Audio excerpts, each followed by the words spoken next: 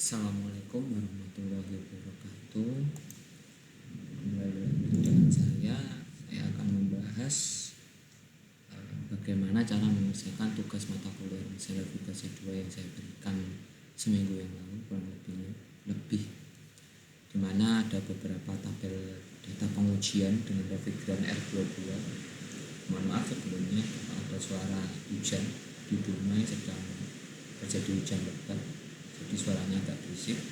Kita kembali lagi, di mana data pengujian Revigran R22 ini terdiri dari beberapa komponen, ada saluran evaporator, saluran kondensor, dan aliran refrigeran dalam pipa. Kita hanya melihat pada aliran refrigeran dalam pipa. Aliran refrigeran dalam pipa kita melihat ada beberapa komponen, ada 4 sesuai diagram. Nanti ada keluar evaporator, masuk kondensor, keluar kondensor, dan masuk evaporator. Dari sini kita bisa melihat adanya 2 komponen lagi setiap komponen tersebut. Ada tekanan 1, tekanan temperatur 2, tekanan 2, temperatur 2, dan seterusnya. Dengan satuan PSI, derajat Celcius, di mana PSI itu satuan dari tekanan, salah satu satuan dari tekanan, dan derajat Celcius adalah salah satu satuan dari suhu atau tekanan.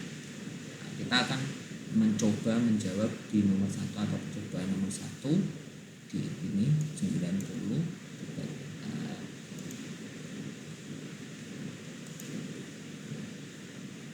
Ini 19 lama nanti ya, 90 dengan P1 nya ada 90 PSI, P1 nya ada 19 derajat Celcius, dan P2 nya yaitu 329 PSI, dan T2 nya berada di 106 derajat Celcius, dan seterusnya. Dari situ kita bisa mencoba melihat bagaimana cara kita mengerjakan. Yang pertama, langkah 1, menentukan di mana letak discharge dan section baik suhu dan tekanannya. Kita tahu bahwa discharge itu adalah titik refrigeran yang masuk pada komponen kondensor, dan section adalah di mana titik aliran refrigeran itu keluar dari evaporator atau masuk ke kompresor, yang lebih tepatnya kompresor. Dari situ kita bisa melihat dari diagram blok seperti ini yang pernah saya beritahu waktu di kelas, di mana evaporator mengeluarkan section line, sectionnya keluar evaporator kemudian masuk ke kompresor, dan kompresor masuk ke kondensor, itu dinamakan discharge line. Di sini kita bisa melihat ya, ada beberapa komponen, kondensor, kompresor, expansion valve, dan kompresor. Dari situ kita bisa melihat di gambar nomor 2 ini, kompresor ternyata dari siklus refrigeran tersebut di nomor 1 awalnya berada dari evaporator mengeluarkan aliran refrigeran masuk ke kompresor, dan kompresor masuk ke kondensor, kondensor masuk ke expansion valve, dan expansion valve masuk ke evaporator. Dari diagram tersebut kita bisa mengartikan bahwasanya dari diagram titik 1 evaporator menjadi kompresor sini, itu adalah di daerah sini masih di tekanan section, dan nomor 2 kompresor menuju kondensor ternyata ada peningkatan tekanan dan suhu, dimana dia dinomorkan dengan nomor 2 seperti itu. Jadi kita bisa simpulkan ternyata tekanan section adalah tekanan yang paling rendah pada diagram pH, dan tekanan discharge itu tekanannya paling tinggi. Jadi yang paling tinggi pasti discharge, dan paling rendah adalah section.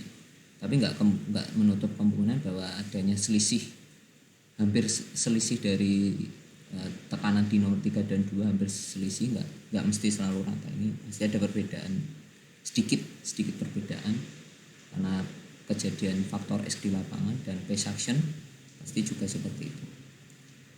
Ya, langkah kedua menentukan titik 1, 2, 3, dan 4 tersebut di diagram pH. Kita tahu bahwa diagram pH tadi kita melihat di diagram R22, kita bisa lihat kita diagram pH yang saya temukan di sini ada absolute pressure. Ini sudah dalam keadaan absolute pressure ya. Mengandaikan bahwa ini adalah keadaan absolute pressure, bukan dari tekanan atau gauge pressure ya.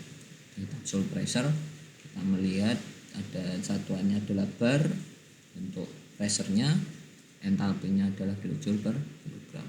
Kita melihat ternyata di soal tadi adanya PSI. Nah, PSI kita bisa merubah ke satuan bar. Bagaimana caranya? Sangat mudah sekali. Kita buka Google, kemudian Google Convert paling atas, tulis saja PSI itu bar atau terserah mau tulis apa. Kita coba 90, ternyata nilainya 6,2 sekian. Ambil ada 6,2 itu di tekanan 1, 90 PSI ternyata 6,2 bar, dan temperaturnya atau suhunya pada di 19 derajat Celcius.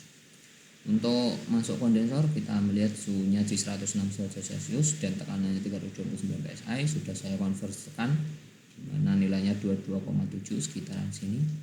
Kemudian keluar kondensor hampir sama, tekanannya sama 329 PSI, 329 PSI dan atau sama halnya dengan 22,7 bar. Di sini ada suhunya di 30 derajat Celcius dan evaporator bisa dibaca sendiri ya. Kemudian langkah ketiga, mencari nilai H atau entalpi pada diagram PHR22. Kita melihat dari nomor 1, titik 1, ternyata 9 di sini terjadi di tekanan 6,2 bar.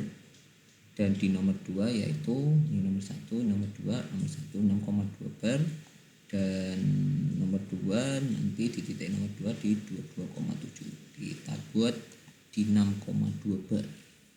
Pertama kita membuat di 6,2 bar. Kita mencari 6,2. 6,2 berada di sini. Ini 7, ini 7, 6, 7, 8, berarti di atas 6 dikit. Segini cukup. Kita langsung masukkan ke 6 lagi, garis lurus sama ya udah. Kemudian habis 6 kita melihat 22,7, berarti di atas 22,7, 20 ada 5 per 5 strip di 22, 24, 26, 28, 30. Berarti berada di 22. Lebih dikit, hampir mendekati 23. Segini cukup. Kita tarik garis lurus juga. Cukup segini. Kita sudah mengetahui bahwa tekanannya ada 2 sekitar di situ. Ada di 6,2, 22,7 dan 6,6. Nanti kita 6,6-nya terakhir saja. Kita melihat suhunya berada di 19 di 1 di titik 1 19 dan titik 2 adalah 106. Kita coba di 106. 100 titik mana nih? Kita zoom. Di sini ada 20 antara 10, 19 adalah antara 10 dan 20, kita kira-kira di antara sini. Dan tadi adalah 106 berarti ini 80, 90, 100, 110, 106 adalah di antara sini, di tengah-tengah, hampir tengah-tengah. Nah, setelah itu kita mencari ini menggaris lurus dari masuk ke sini, masuk. Kemudian kita melihat di nomor 3, titik nomor 3 di suhunya 30 derajat Celcius namun tekanannya masih sama 37 derajat Celcius, berarti di antara 30 dan 40, berarti di antara sini benar titiknya ini. Zoom 37 agak rendah 40 di sini. Kemudian kita melihat di titik 2 itu di mana sih? Titik 4 di 7 derajat Celcius namun suhunya di 6,6, berarti agak ke atas sedikit. Ini ada 10 ya, dikit aja. Ada 0 derajat 10 derajat, berarti 6 itu di kisaran sini.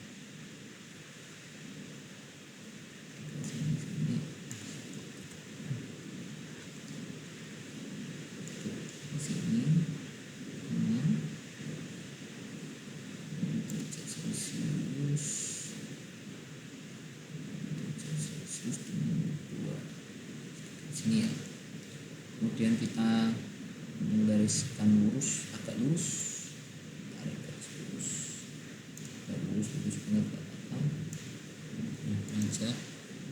kemudian kita menarik garis yang tadi panjang, kita tarik sedikit aja, dipaskan titik-titik di oranye tersebut.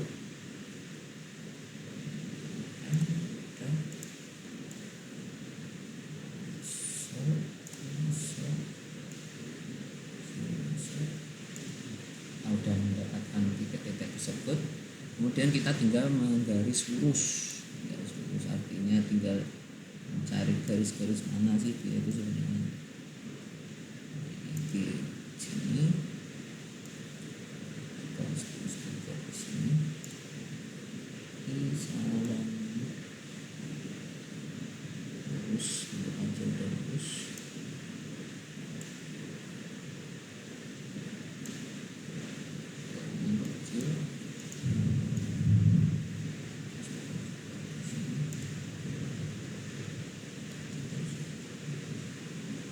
Dari situ kita bisa melihat nantinya ada nilai-nilainya.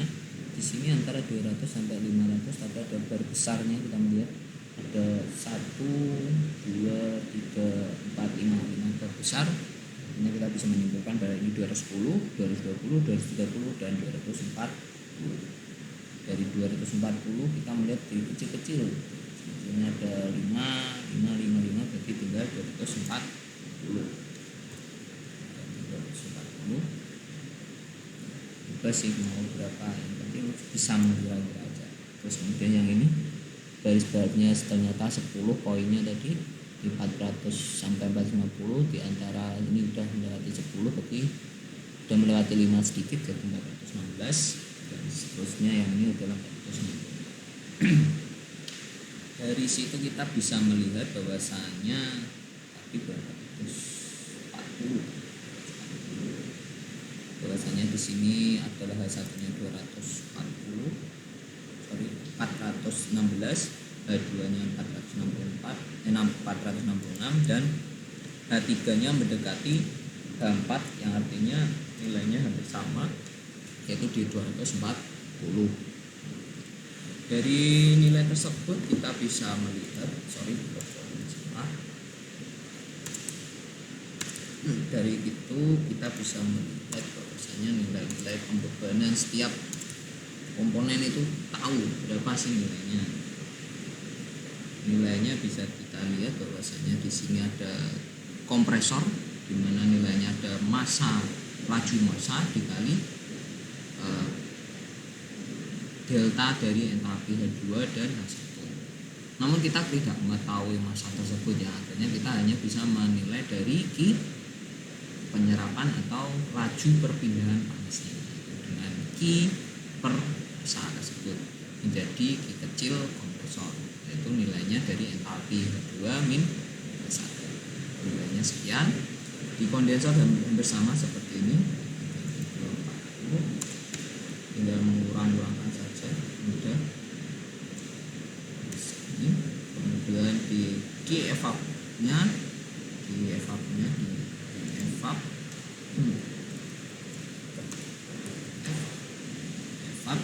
H1 min H4 diperoleh nilainya seperti ini.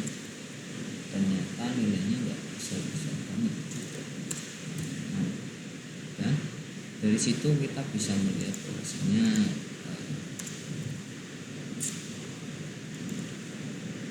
nilai tersebut, melihat bahwasanya COP-nya itu bisa dicari dengan rumus seperti ini. Jadi tanpa arti, kenapa artinya dihilangin? Karena M-nya itu bisa M-nya yang hilang karena bisa dicoret-coret saja.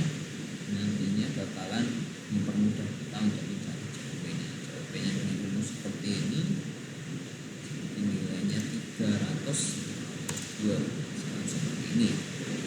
Mungkin itu saja yang bisa saya sampaikan. Untuk efisiensi mesin ini silahkan dicari rumusnya seperti apa untuk pembelajaran kalian. Dan karena ini sudah saya jelaskan lagi totalnya 2 kali penjelasan, nah akhirnya nanti ada catatan yang mau dibaca sebaik-baiknya. Jangan diniru, dikerjakan saja sesuai seperti itu, semoga bisa mencerahkan tugasnya. Terima kasih. Assalamualaikum warahmatullahi wabarakatuh.